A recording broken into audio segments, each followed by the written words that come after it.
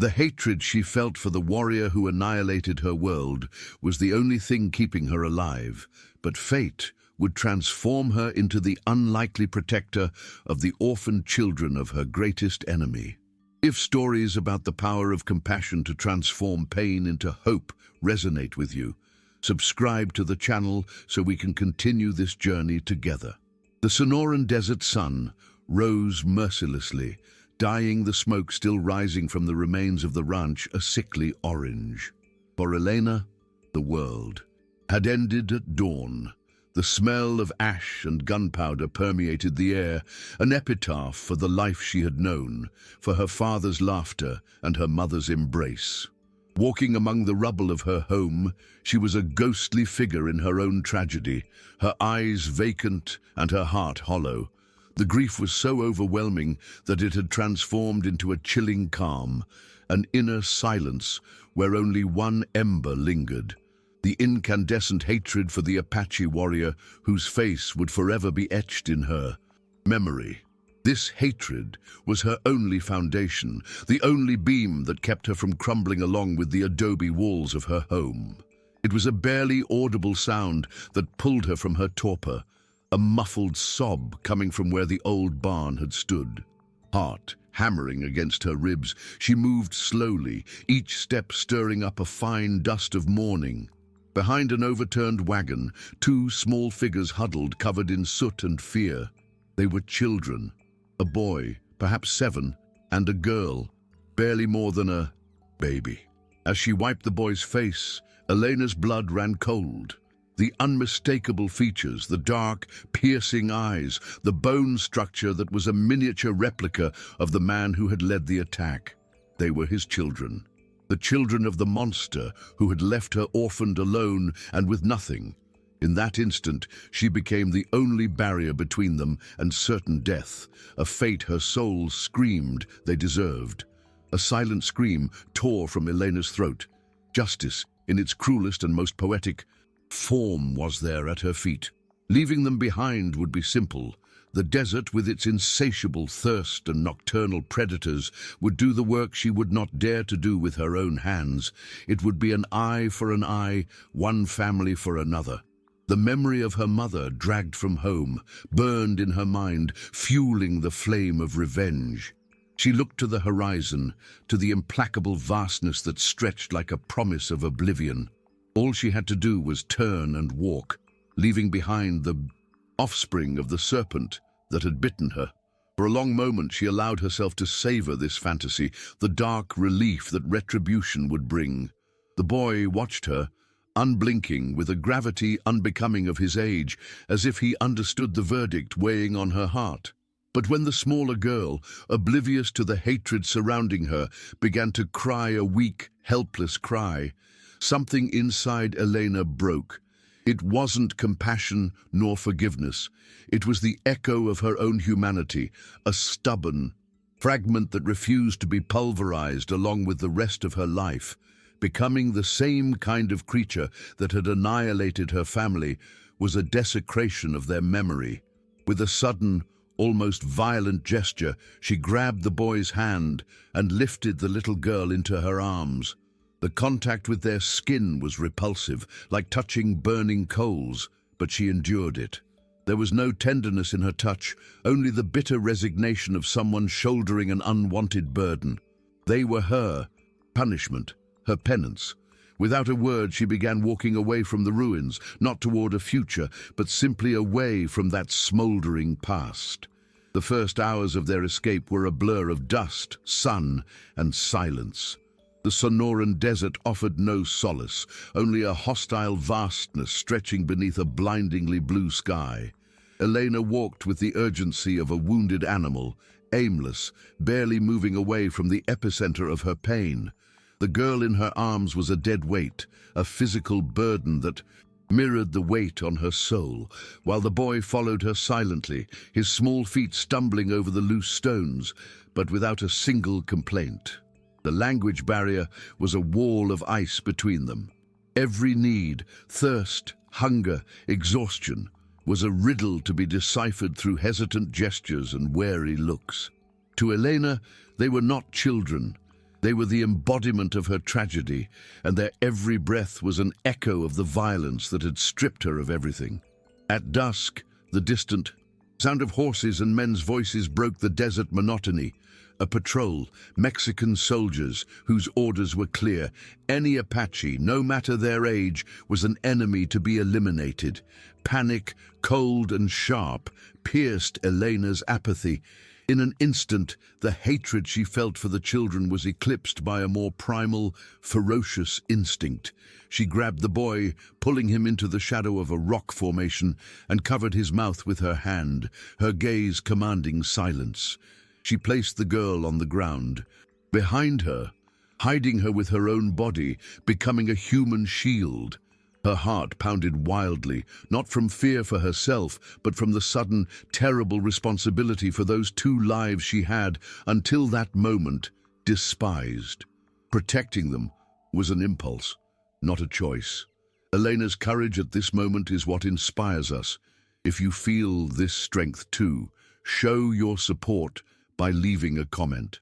And to not miss a step of this and other incredible journeys of overcoming, be sure to subscribe to the channel. The horses' hooves became a distant echo until they disappeared completely into the vastness.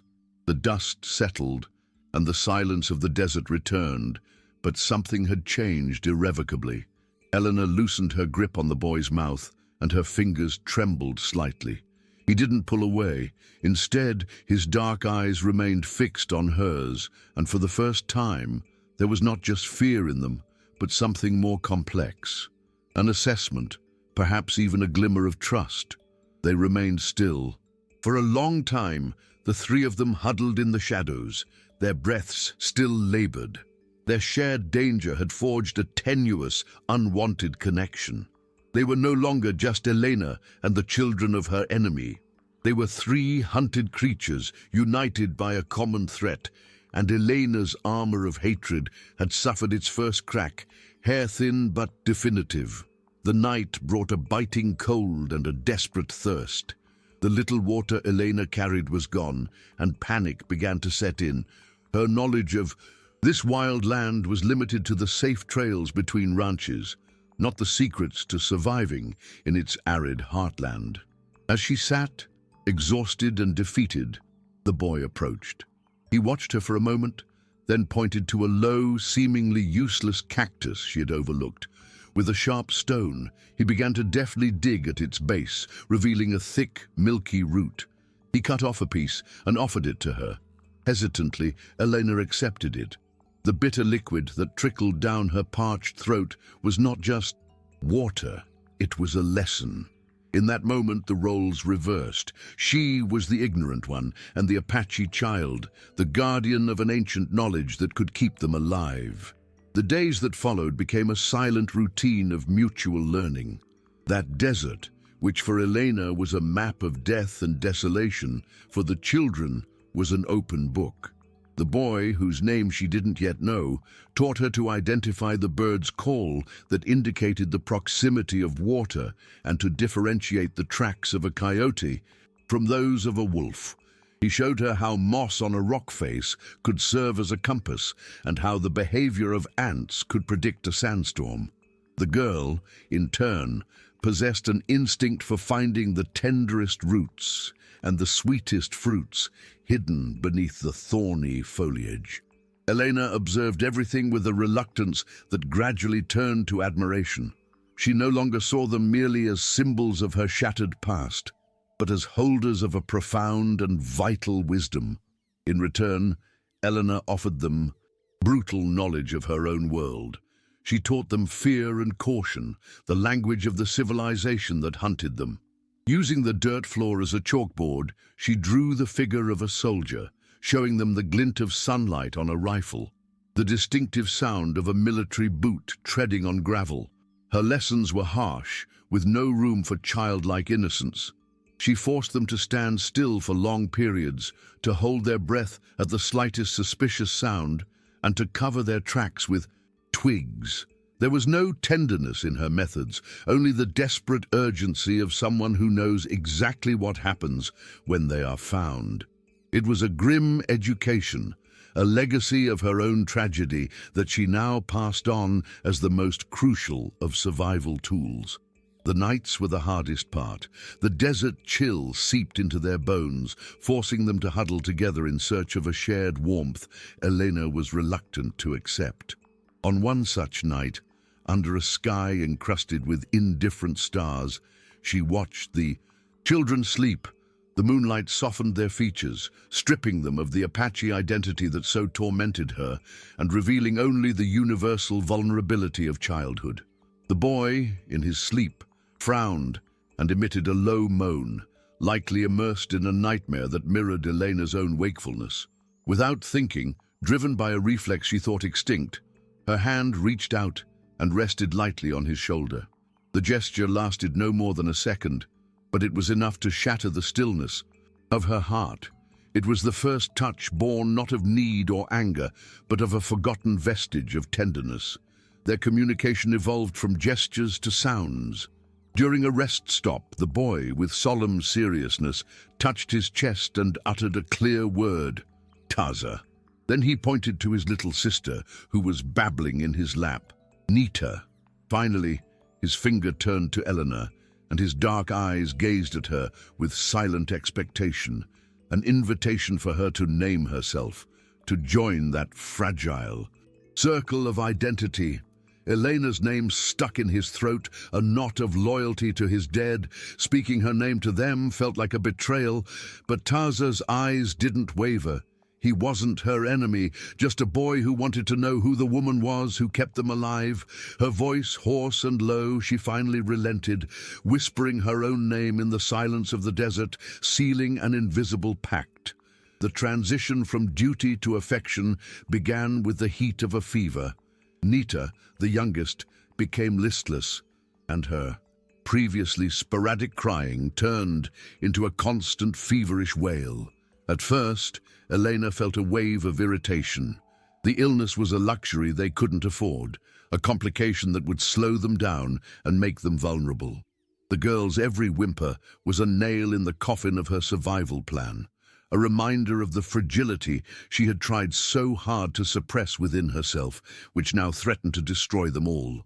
The desert did not forgive the weak, and the child's illness felt like a final act of sabotage by fate, a final cruel mockery of the legacy of the man she hated. The darkest part of her soul wished the problem would simply disappear, so she could move on, free from this link to the past. Nita's fever did not break. Instead, it rose to an alarming pitch, plunging the girl into a state of delirium. Her breathing became shallow, and her small body trembled uncontrollably.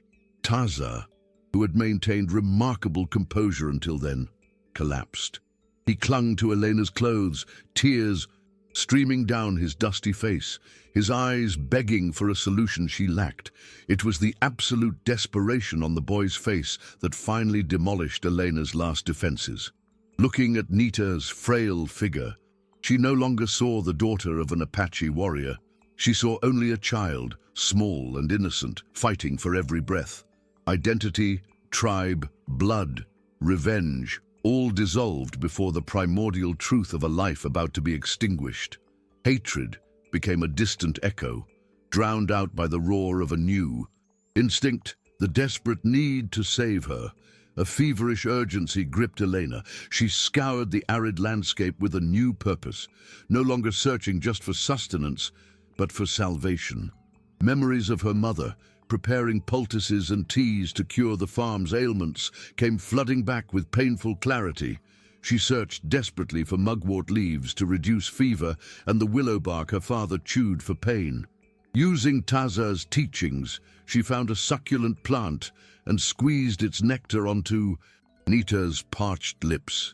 Drop by drop, she tore a piece of her own skirt, dampening it with the precious last of her water to cool the girl's burning brow. She became a lioness protecting her cub, fighting the sun, dehydration, and the inevitability of death with a tenacity born from a place far deeper than simple survival instinct. During the long vigil, beneath the starry expanse, Elena found herself in a silent dialogue with the universe. The formal prayers she had learned as a child seemed empty. Instead, she pleaded with her mother's memory, with the spirits of that ancient land, with whatever power might be listening. She made a silent promise, a desperate bargain in the heart of the desert. "Let her live," she whispered to the wind, "and I will ask for nothing more. The debt will be paid." In that moment, the fight for Nita's life ceased to be about the child and became about her own soul. Saving that small life became the only way to redeem herself, to prove to herself that the monster haunting her had not won, that the seed of goodness planted by her parents had not been utterly torn from her breast. It was her penance and her only hope. Dawn arrived, cold and grey, and with it, the height of Elena's despair. Nita was dangerously quiet, and Elena's hope had faded, leaving only a hollow, profound weariness. She braced herself for the worst, for ultimate failure. But then, as the first rays of sunlight touched the horizon, she felt it, a faint dampness on the girl's forehead. It was sweat.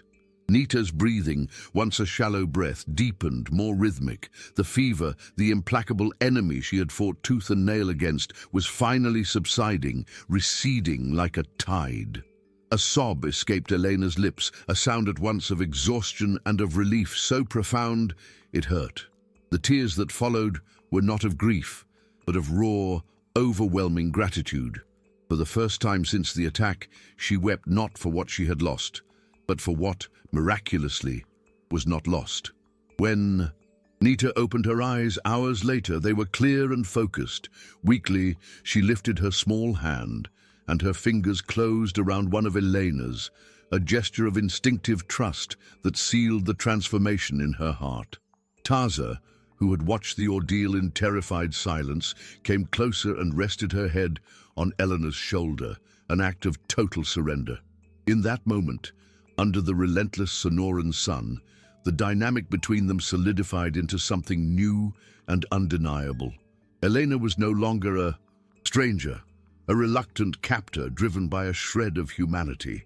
She was the center of their small universe, the provider of security, the embodiment of hope.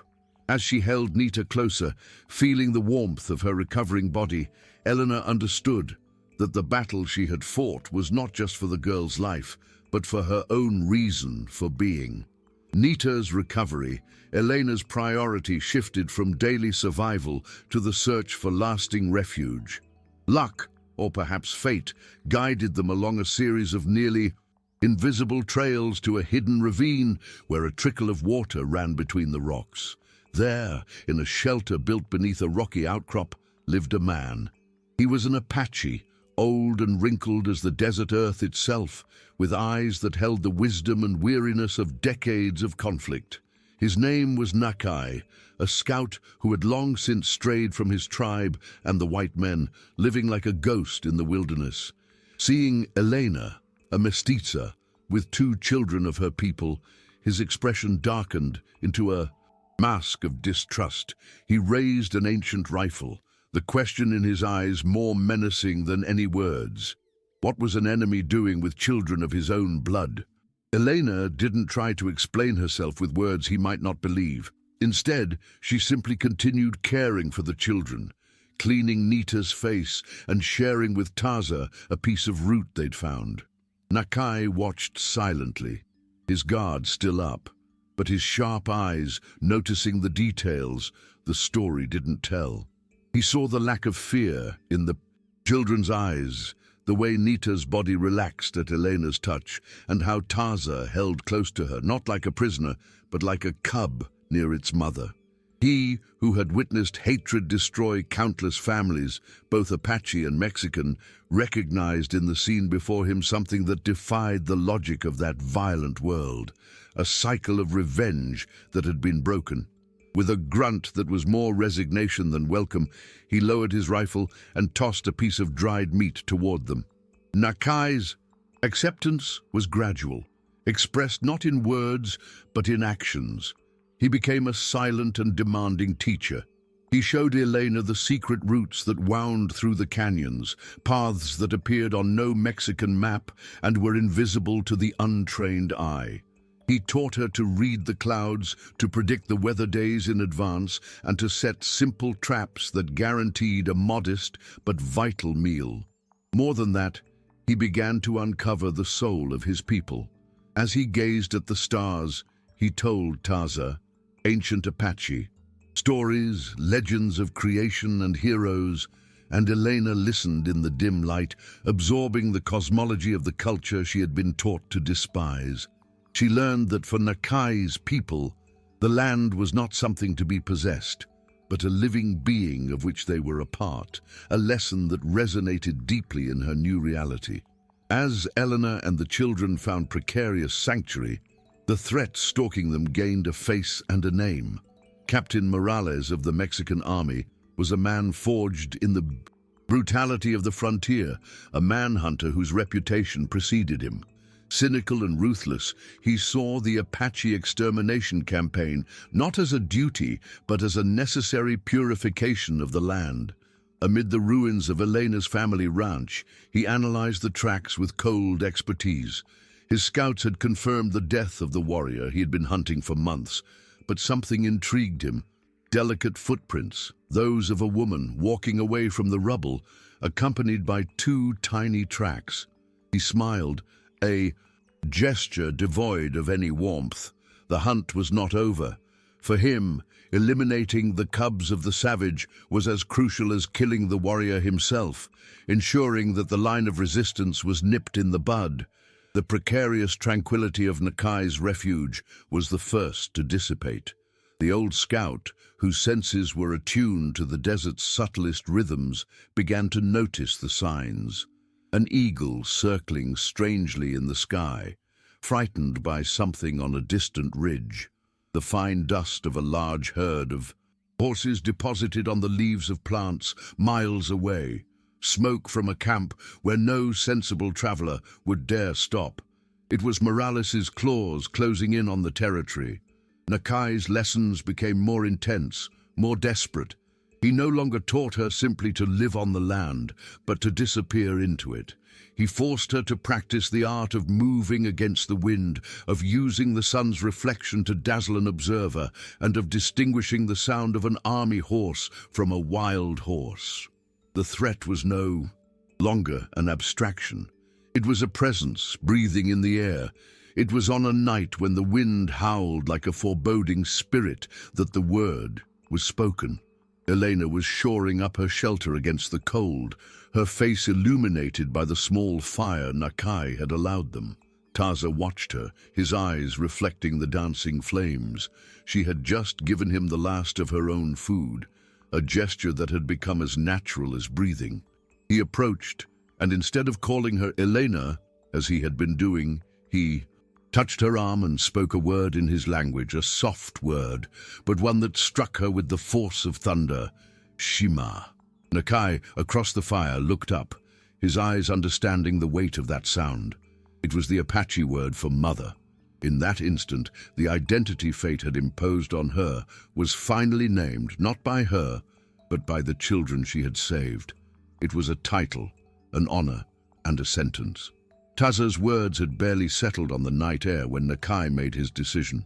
"They are too close," he said, his voice a low whisper like the creaking of stones. "The smell of iron and smoke is on the wind. They must leave before dawn." Their safe haven had become a trap. Their departure was hurried, a silent gathering of meager supplies under the cover of darkness. Before they parted, Nakai dragged Elena aside and with a twig drew an intricate map in the sand, pointing to a distant mountain range. "There is a valley there that the ancients called the Place of Silence.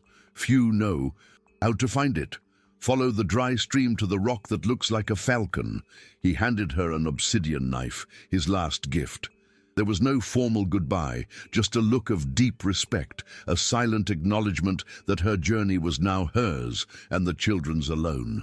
The escape was a trial of nerve and endurance. Every shadow resembled a soldier, every snap of a twig sounded like the cocking of a rifle. Nakai's wisdom and Elena's lessons became their only armor. On a sweltering afternoon, danger materialized. Hidden in a narrow crevice, they watched helplessly as a patrol led by Captain Morales himself stopped less than 50 meters away to water the horses. Elena covered Nita's mouth and held Taza close, feeling the boy's heart beat frantically against her chest. She could hear Morales's voice, calm and sharp, as he gave orders. The sound of his cynical laughter, echoing through the ravine, was more terrifying than any war cry. It was the sound of casual annihilation, and he was hunting her children. The close encounter with Morales ignited a desperate rush in them. They traveled through the night, pushing their exhausted bodies to the limit, with Nakai's map etched in Elena's mind. But the captain was a patient and experienced predator. A small slip, a stone dislodged by Taza in his haste, was enough. At dawn, the unmistakable sound of an organized chase echoed behind them. They were no longer ghosts in the landscape. They were prey running from a pack of wolves. Our terrain, once an ally with its hiding places, became an enemy, funneling them into a narrow canyon whose red rock walls rose ever higher, blocking any lateral escape route. Each step took them deeper into the trap, the path to the place of silence becoming a corridor to the final confrontation Elena so dreaded. The chase ended abruptly. The canyon closed in on a dead end, an impassable wall of stone rising against the blue sky. They were trapped. Elena turned, her heart pounding in her chest. At the mouth of the canyon, the silhouettes of Captain Morales and his men stood out against the sunlight, blocking the only exit. The sound of the horses' hooves stopped, replaced by a heavy, menacing silence. Elena looked at Taza and Nita. Fear was visible on their faces, but beneath it lay a layer of unshakable faith in her Shima. They clung to her, their small hands grasping for the safety she could no longer guarantee. In that moment, trapped between the rock and Morales's incarnate hatred, Elena understood that survival was no longer the goal. The only thing that mattered was what she would do with the moments she had left. Captain Morales dismounted slowly, the creak of his leather holster echoing in the silence of the canyon. He walked toward them with predatory calm, stopping at a safe distance. His eyes, small and cold, assessed Elena. "I know who you are," he said, his voice devoid of emotion. "The girl from the ranch, a survivor. You have nothing to do with them." He nodded toward the children who clung to Elena's legs. "Just give me the wildling's cubs. No one needs to know you helped them. You can leave, start over. A woman of our people should not die for the seed of their enemies." The offer hung in the air, poisonous and tempting, a way back to the world she had lost, at the cost of her soul. Nita's small hand tightened around hers. She looked at Taza's terrified face, staring at her as if she were the sun itself, the only source of warmth. In a freezing universe, she had hated their father with every fiber of her being, but that hatred was now a cold ash, replaced by a fierce, protective love that was the most real thing she had ever felt. Living a life bought with their deaths would be a hell far worse than any bullet Morales could offer. Lifting her chin, she met the captain's gaze, and the fire he saw there was not fear, but unwavering determination. "They are my children," she said, her voice firm, each word a brick in the wall. She was building around them. With that simple statement, she renounced her past, chose her new identity, and declared war. Elena's statement hung in the air for a second before Morales's face contorted into a mask of fury. "Insolent!" he snarled, raising his hand to signal his men. But in that instant, Elena's mind operated with icy clarity, processing every lesson from Nakai, every survival trick learned from the children. Her eyes darted upward along the canyon wall to a shaky pile of rocks and gravel precariously balanced on a ledge, a danger the Apaches would know how to exploit. In an urgent whisper, mixing Spanish with the few words she had learned, she ordered Taza, "Run to the cleft in the rock. Take your sister. Don't stop. Don't look back." She gave each of them a quick kiss on the forehead, a farewell and a blessing, before turning to face the enemy. As the soldiers advanced, Elena ran not away from them, but toward the steep canyon wall. With an agility born of desperation, she began to climb, seeking handholds and footholds in the rock crevices. Morales' men stopped, astonished by her audacity, some even laughing at her futile attempt to escape. But she wasn't trying to escape. Her goal was the unstable pile of rocks. With a last superhuman effort, she reached a nearby ledge and pushed with all her might. The avalanche started small, but quickly turned into a cascade of rocks and dust that crashed down onto the canyon mouth. The noise was deafening. The horses neighed in panic, and the soldiers screamed in confusion, retreating for cover from the cloud of debris. It wasn't an attack, it was a screen, deliberate chaos. In the cloud of dust and panic, Taza didn't hesitate. Grabbing Nita's hand with a strength he didn't know he possessed, he ran.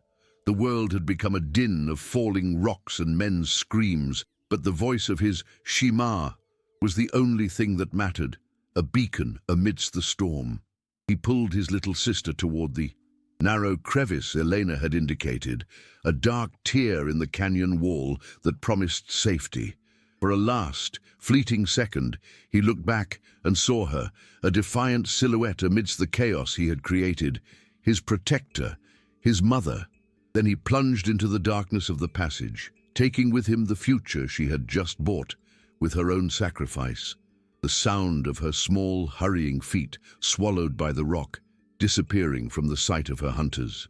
The effort and impact of a few smaller rocks knocked Elena off the wall. She landed hard on the canyon floor, the pain in her shoulder and leg exploding into her consciousness. The dust began to settle, revealing the fury on Captain Morales' face. He looked at her not as a prisoner, but as the embodiment of his humiliation, an unarmed woman who had outwitted him using the tactics of his most hated enemies. As his men regrouped, their weapons now pointed directly at her, the last thing Elena saw was the empty opening in the rock where the children had disappeared. A sense of peace washed over her, overcoming the pain and fear. The outcome of her own life no longer mattered. She had fulfilled her promise. They were free. As Morales raised his pistol, a deep rumble reverberated through the canyon walls, coming not from the man's hand, but from the heart of the mountain itself. Elena's small avalanche had been only the harbinger. Destabilized, an entire section of the rock wall gave way in a cataclysmic collapse. The ground shook, and a cloud of ancient dust engulfed the sky, turning day into night. Screams of panic replaced the captain's orders as his men scattered to escape the rain of rocks that now completely blocked the passage.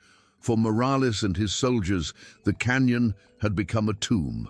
Left behind for dead amidst the chaos, covered in dust and wounded, Elena saw the desert, the relentless entity that had taken everything from her, intervene to give her one last, unlikely chance at life. It took hours for her to drag herself out of the rubble, each movement agonizing. Guided by faith, she followed the path of the crevasse, the children's names a hoarse whisper on her lips.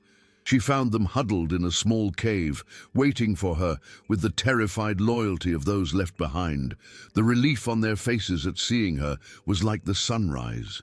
In that moment, the roles of protector and protected merged. Taza, with a seriousness that mirrored Nakai's, used his knowledge to find leaves that helped staunch the bleeding in Elena's arm. Nita, in turn, brought her water in concave leaves. They steadied her, their small bodies supporting her as she limped. They were no longer her burdens, but her saviors, and together, the family born of tragedy took the first steps toward their future. The journey that followed was slow, dictated by the rhythm of Elena's healing. They followed the mental map left by Nakai, a trail of natural symbols that guided them away from the world of men and closer to the heart of the earth. Each day, the landscape seemed to conspire in their favor, the desert revealing its gentler side. The dry stream led them to a winding canyon, and the falcon-shaped rock marked the entrance to a territory that seemed untouched by time and violence. With each step they took, they left behind not only the threat of Morales, but the entire cycle of hatred that had nearly consumed them. It was a sacred pilgrimage, a crossing from the hell of memory to the promise of a new life, a family, of three walking toward silence. And then they found it. The silent place was no legend. The canyon opened onto a verdant valley, nestled between the mountains like a whispered secret. A waterfall spilled into a crystal-clear lake, and the vegetation was lush, teeming with fruit trees and edible plants. Animals grazed peacefully, free from the fear instilled by hunters. It was sanctuary in its purest form, protected from the outside world by impassable stone walls. As they entered the valley, a profound peace settled over them. The silence that gave the place its name was that of the absence of conflict. They had not merely found a geographic refuge, they had arrived at a state of mind, a place where they could finally stop running and start living, where the wounds of the past could finally begin to heal. The years passed like the seasons in the valley, gentle and predictable. They built a home, not of adobe like the one Elena lost, but of stone, wood, and the fiber of their mutual resilience. In that microcosm of peace, a new culture was born. Elena taught Taza and Nita the Spanish lullabies her mother sang to her, while they showed her how to weave strong baskets from yucca fibers and to thank the earth for each harvest. She ceased to be the woman driven by hatred, an empty shell filled with revenge. The identity of Shima, of mother, filled her completely, healing the cracks in her soul with a love she never thought she would feel again. They were living proof that family is not defined by the blood one shares, but by the loyalty and love one chooses to give. Elena's story teaches us that resilience isn't about not falling, but about the strength we find to rise, and that compassion can flourish in the most arid terrain. It's a lesson in how purpose can be found not in revenge for the past, but in building a future, even with the fragments of a broken world. If this message touched your heart, subscribe to the channel and share this journey so more people can be inspired. We'd be honored to hear where you're watching from, so leave your city in the comments. Thank you so much for your company, and see you on the next journey.